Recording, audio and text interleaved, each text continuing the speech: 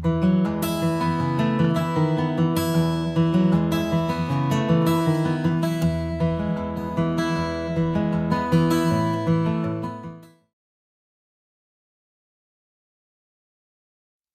Dragonflies, how is everybody today? I really hope you're doing well.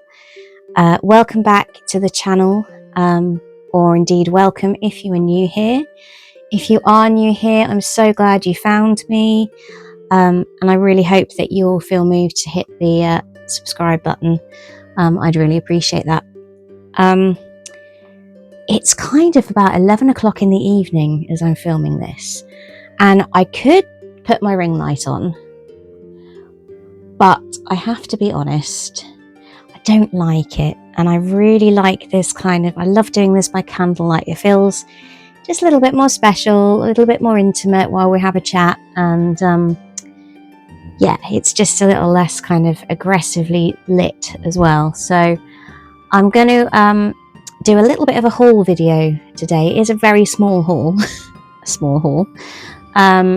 But I really hope that the lighting doesn't detract too much from it. I'll have a look in edit. If I need to lighten it up, I will. If I need to refilm it with the dreaded ring light, I will do so. So this is mostly books. I had like a little sort of refund, so I've gone with books for this particular haul, plus one deck which I got on eBay for a miraculously good price, which I'm so happy about, which I will show you at the end. So we will start with books. So we start with tarot, but kind of tarot and witchcraft actually, which is the point of me buying this. This is Tarot Every Which Way. Unlock the power of the cards for spellcraft and magic. And this is by Lillith Dorsey, with a foreword by Silver Ravenwolf, who I'm sure many of you will know that name. I'll just read a tiny bit from the back. Strengthen your witchcraft through the cards. Immerse yourself in the magic of tarot as Lillith Dorsey introduces you to the many ways it can complement your witchcraft, Taking you beyond card meanings, this book offers recipes, meditations, spells, crafts, spreads, and more. With hundreds of tips and activities, this extensive guide is full of inspiration for every magical practitioner. Now, this really caught my eye because I've really been feeling that this sort of witchcraft element of my practice has been taking such a backseat to tarot. I've been really concentrating on my learning with the tarot and deepening my practice, and that has sort of inevitably taken time away from my witchcraft. And I was kind of thinking I would love a way to combine the two, and whilst I'm sure there are loads of ways of doing it, and I'm guessing that many people will do it quite intuitively, because of my sort of relative inexperience, I guess, I thought this book would be a really great way of at least starting to find ways of combining the two. And whilst I mainly use tarot for therapy, or in a therapeutic way, it would be really nice to find a way of using it differently and to complement my other practice. So that was my reasoning for this particular book. So if I can let me just find a card. It takes, I think, from flicking through it earlier, because he's actually only arrived today. Oh yeah, so it gives you a lot of information at the back on choosing your deck, how to draw vision boards, practice, character interaction, various bits and sort of more general things. But then it takes the major arcana, and which should we choose? Let's go with what do we fancy today?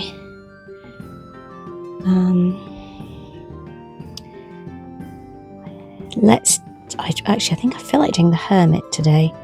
The Hermit is calling to me, which means I'm going in the wrong direction. I do know which order they go in. I do, honestly. Hierophant. Lovers. Where's my hermit gone? Am I going the wrong way? No. There we go. I do know which order the cards go in, honestly. Oh, and I've blown out one of my candles whilst doing that as well. Oh, 2 of my candles whilst doing that. So the lighting's going to be even more pants. I shall relight those in a moment. Anyway, so what it gives you is a bit of background information about the card.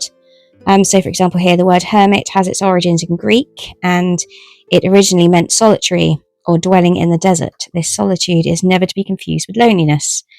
It talks about numerology. It talks about the history of cards within various historical decks where they first made their appearance. How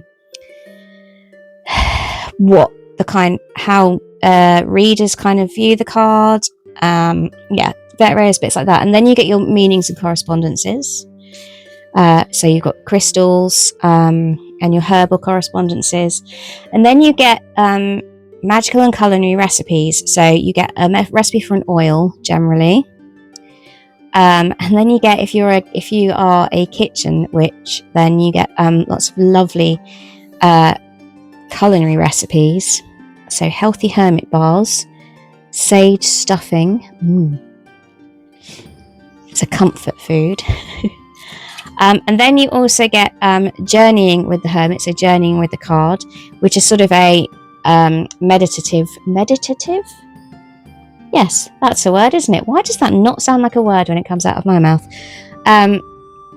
Yes, it's a meditative. It just feels really weird. Some meditations that you can do. A meditation bath spell. So there's, each one has sort of different practices and ideas, depending on what kind of witchcraft is your bag, really. And I love the idea of all of these things. I'm not really a kitchen witch. I'm not sort of don't do much on the culinary side, but I really love making oils. I did my first one last month, June. It might have been June actually, more May, June time. And the bath spell, and the meditation. So those are things that I think that. So the spells and the meditations and the oils are things that I would definitely go to, and I'll just see how it goes. So I'm going to start using this, and just draw down a card and see what it has to offer. Really, I think that's really fun, and I'm really excited to find this way of combining the two practices that I love so much without one kind of taking a back seat. So yeah, that is Tarot Every Which Way by Lillith Dorsey. So that's the first book. Let me just bear with me. I've hurt my thumb, so I'm not sure how well. Ow. The candle lighting's gonna go. We'll just relight those and hope that I don't sort of. Oh, come here. Now let's see it. Oh god, this is where you watch Dilly set fire to her desk, just to keep it, interesting. I've just got hot wax on my hand. I don't know how I get through the day sometimes, dragonflies. I really don't. It's genuinely quite sad. I like to think of myself as a relatively intelligent individual. I've just got wax all over the dragonfly cloth as well, so it's all going brilliantly. There we go. Right. Having turned the area into a complete sort of disaster, we shall carry on. Right. Okay, so the next book I'm going to show you is... Oh, yes, I know. I've been looking at this for ages, and I think this is relatively new. I've seen it mentioned in a lot of places. This had quite good publicity, I think. This is How to Kill a Witch, A Guide for the Patriarchy by Claire Mitchell and Zoe Venditozzi. Yes, I think I might have got that right. The Witches of Scotland. Now, I have just finished, and I did mention that I would talk about this book. Well, I talk about a book that I had just finished. I don't think I mentioned which one it was. I have just finished Tracy Borman's Witches, James I and the English Witch Hunts, which was, as you would expect from Tracy Borman, I have several of her books, is excellent. I very, very rarely read fiction. I have very few fiction books. If I do read fiction, it's quite often historical fiction. But even then I'll sit there and probably whinge because it's not accurate enough, which is ridiculous because historical fiction is just that. It's not supposed to be. But yeah, the vast majority of what I read is not non-fiction books. And they will be history books. And this has been a brilliant, brilliant read. As you expect from Tracy Borman, it is beautifully researched, really, really thoroughly researched. It is, so it says here gripping. It's kind of, it has the academic feel that you would expect from somebody with Tracy Borman's knowledge and experience and talent, but it's also approachable. So it's not one that would sit in a university library and be too kind of too complex, I guess, for sort of the everyday reader. It's so, what I'm trying to say is, which I'm struggling with, maybe it's because it's gone 11 o'clock at night and I function even less well at this time of night. What I'm trying to say is, whilst it has an academic approach, it is written in a way that it is not just for the academic. It is very approachable, brilliantly researched, fascinating, gripping. I couldn't put it down. I think I have finished this book in about 3 or 4 sittings, I think. So it's been my bedtime book and my hairdresser book. when I'm having my dye put on, I'll sit and read it. But yeah, it's like I say, it's superb, absolutely superb. If this is your kind of bag, if you love reading a history book cover to cover and not just kind of dipping in and out, this one is great for that. Yes. Anyway, so I've had that one for ages. I got that one for Christmas, actually. But then, having sort of almost, I was at the point where I almost finished that, and I thought, oh, I want to know more, as is my thing. I will read a book, I'll watch a documentary about something, and then I have to get all of the other books and information that are out there. And there are quite a few books on the Burning Times, many of which I own. But this was seemed to me to be a really different approach to it, which is what initially attracted me. And that there is a deal of, a good deal of sort of dark humour about it, which I thought was interesting. This is The Witches of Scotland, so this is the Scottish witch trials. And if I can read you a little bit from the inside cover. As a woman, if you lived in Scotland in the 1600s, there was a very good chance that you, or someone you knew, would be tried as a witch. Witch hunts ripped through the country for almost 200 years, with over 4,000 accused and with the fate of many sealed by a grisly execution of strangulation, followed by burning. Oh gosh. Appalled by this historic injustice, campaigners and writers Claire Mitchell, KC, and Zoe Venditozzi have delved deeply into this dark and misogynistic chapter in history. In order to understand it, they have broken down the entire grim yet absurdly bureaucratic process step by step, from identification of individuals to their accusation, pricking, torture, confessions, execution and beyond. With characteristically sharp wit and keen feminist insight, they attempt to inhabit the minds of the persecutors and, in doing so, reveal the inner workings of a system designed to weaponize fear and silence women. Now, I thought that was such an interesting approach to take to the subject that I absolutely had to get this. I am going to start this tonight when I get in bed, which won't be that long after filming this. And it is broken down into sort of particular victims, how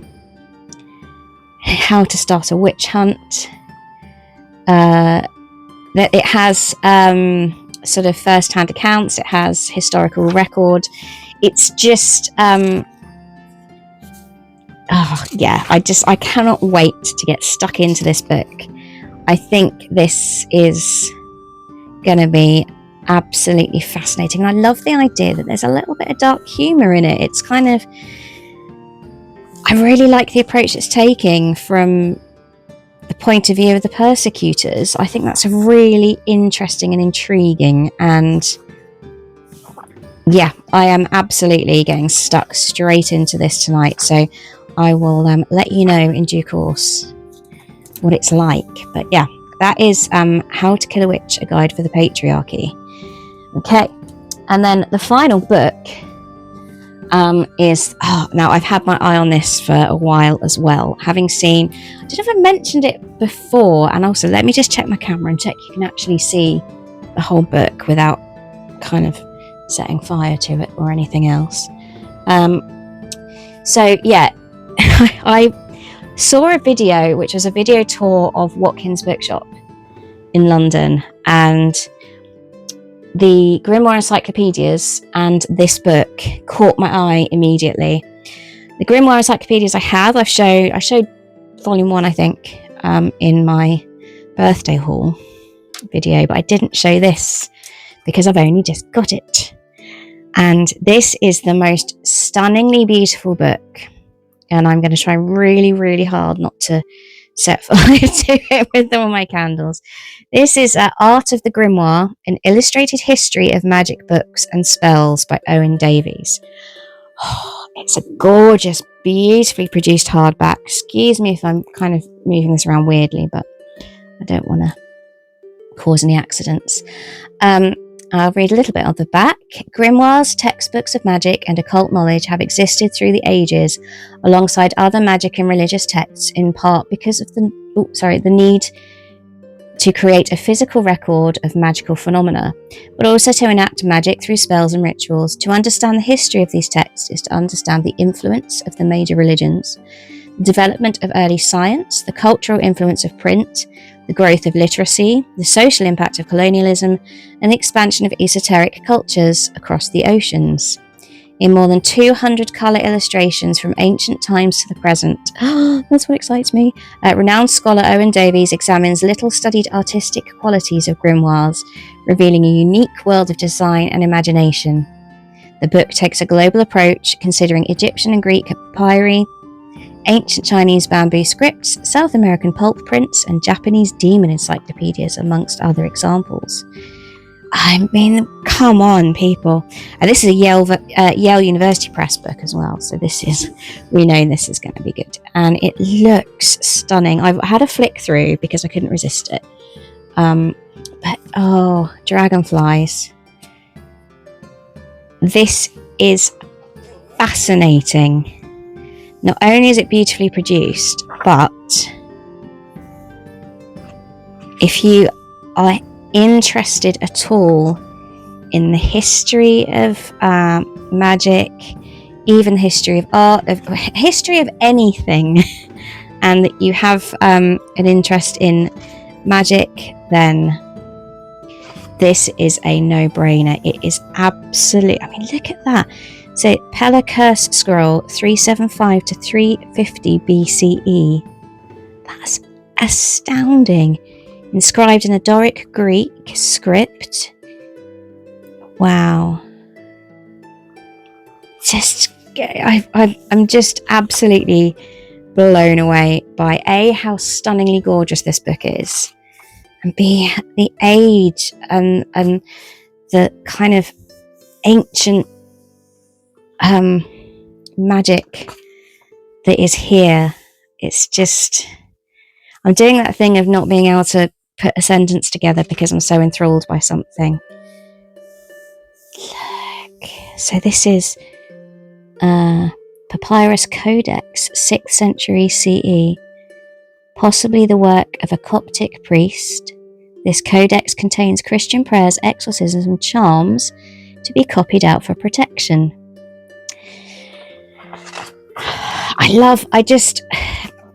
This book contains a whole mishmash of things that I love and am passionate about and that get me really excited and goosebumpy. And I cannot wait to look at this. cannot wait to get stuck into this more. I think this is just the most wonderful sort of coffee table book that I will absolutely cherish and treasure and just look at for years to come. It doesn't matter if I've read it cover to cover at one point. This is something I love.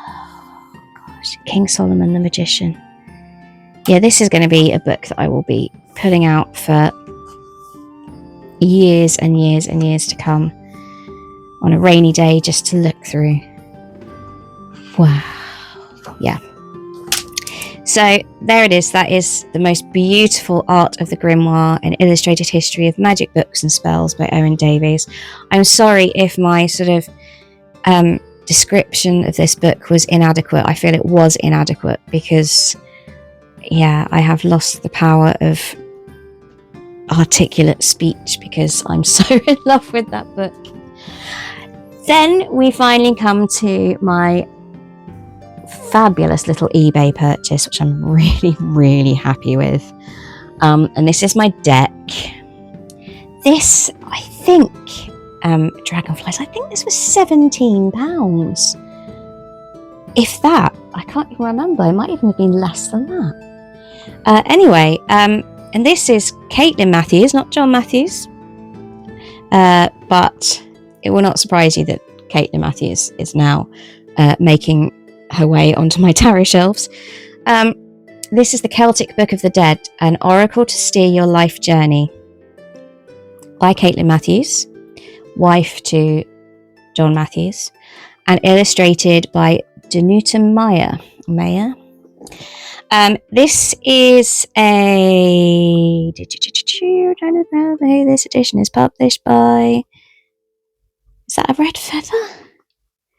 Do you know what? I don't know how you guys are going to see this, honestly, because I'm struggling to actually see. There's one of these little pull-out jobbies. Now, this only arrived today, Dragonflies, but do you know what? I have to admit, I've already done a little reading with it. It's a very basic reading because, as with all John and Caitlin Matthews decks, there's a lot more to it than just your surface reading. So this deck kind of, bear with me. So you get a little spread mat. And these gorgeous dinky, see, the boxes though, again, the boxes. Anyway, it's a dinky little deck. But it's just stunning. Right, sorry. I digress and I waffle. Right. So this is based on the Imrama concept, so the voyage concept, but from Celtic tradition. And I think, did I read on the back of the box? Caitlin Matthews says that other sort of cultures and traditions sort of voyage Imrama, I'm going to say traditions again, sorry, are much more sort of widely known than the Celtic. And so she has based this deck on the, I've got to pronounce this correctly, I did Google it to make sure I wasn't hashing it up, so I hope that the site I got this from hasn't done me a disservice here. It's the Voyage of Maelduin, and yeah, basically the cards take you through a journey to various islands with various gifts, and all of which is explained beautifully as always in this gorgeous guidebook. I love this guidebook. I've read a little bit of it, I'm not going to lie, I have kind of snuck in. So you get the Blessed Islands, which are the first 33 cards, which are different locations visited by Maelduin, and so each one is sort of a scene from each of the islands that are visited through the voyage. And I will show you obviously those in a minute. And then you get gifts. So this represents gifts, I believe, if I read it correctly, that yes, the cards on the following pages each represent an empowering gift from the other world. These gifts are also indicative of the stage of the soul's Imram. Gift cards are usually drawn at the end of any divination and not shuffled into the main island pack. And you also have the guide, which is the ever-living lady, and Baranthus. I hope I'm saying that correctly. And these all play a part in the sort of various different uses for this deck. So if I read the back of the box, actually, it's going to be much better than me trying to explain it in my late night waffle. So that's new, late night waffle. It's a different thing to my daytime waffle. But yes, where did I see it? The cards in this pack can be used in conjunction with the book in a variety of ways, whether as an oracle to discover the path ahead, a guide to the soul's direction, a meditational tool for personal and environmental healing, and also as a book of the dead for the dying and the soul midwives who attend them. These windows between worlds will steer you through obstacles and challenges to help you map the progress of your plans and navigate your way through the shoals of life. Okay, so there are various different ways you can use these cards. It's all based on the journey, and therefore you are going to need the guidebook. But thankfully, there is a lot of info in there. And again, this is a deck that is... Do you know what? I was about to say this is another deck that you can't really use straight out of the box. But I did. I say sort of straight out of the box.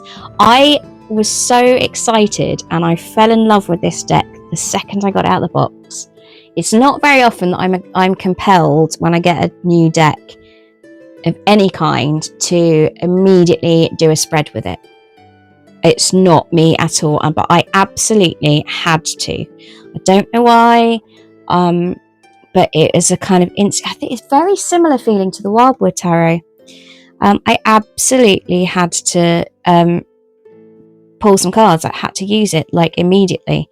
So I just did this really simple triad spread, which is you pull a gift card first, face down, and then you just pull 1, 2, 3 cards. Obviously you ask a question, and yeah, they were fabulous. I thought, oh god, I'm going to really struggle to kind of connect these cards with what's going, the meanings in the book and what's going on with the question I asked. But do you know, it's really not. It's actually really very clear, and they on purpose give you a challenge to help you read the cards. So, for example, if you had Island of Joy, you would get your keywords, of which there are a lot, your background. So, for example, on the Island of Joy, the lot of exploring this island of rejoicing people falls on the third foster brother, who immediately joins the inhabitants in laughing and playing so much that they leave him there. This card signals of joyful time, usually in the company of others, which may not immediately connect with you. They acknowledge how difficult it can sometimes be to read and connect with cards. And so they put the challenge in and the question, what would bring joy to your heart in this matter? How can you open your heart? So you can relate it to the question that you've asked a little bit more specifically, because they are kind of helping you ask the right secondary question, if that makes sense. Does that make sense? I know what I'm trying to say, and I hope you do as well. And then you get in context, what do I need to be aware of at this event? And it gives you an example. Everyone is there to have a lovely time, but something is going to become very clear, and there could be trouble if someone takes offence. And it gives you that in the context of another 2 cards. So using the island cards as in a 3-card spread. So it does give you a lot of help, and I like that. So I was really excited. Let me show. I haven't actually shown you the cards yet, but I was so excited to look at them, and I'm so glad I did. What I'm going to do is just have a little zoom in. Bear with me, because otherwise you are not going to be able to see these cards because they're dinky. And I love that because of my little munchkin hands. So these are the guide cards. Berenthus and the Ever-Living Lady.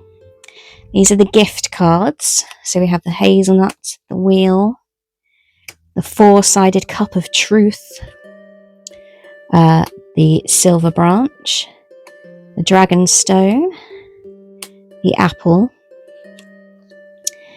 green and burning tree, which was the gift I got actually earlier, and then the rest, the other 33 cards, which they are in order, but I'm doing this backwards because that's the way I roll apparently. Are all the islands, the Isle of Otters there, all the places that Mel doing visits.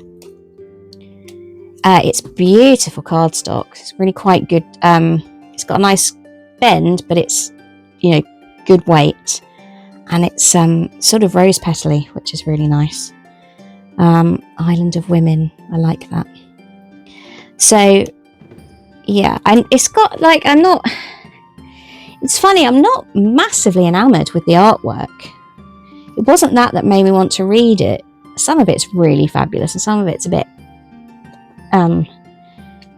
you know, doesn't sort of excite me, but I don't know why I desperately had to draw with this deck when I got it.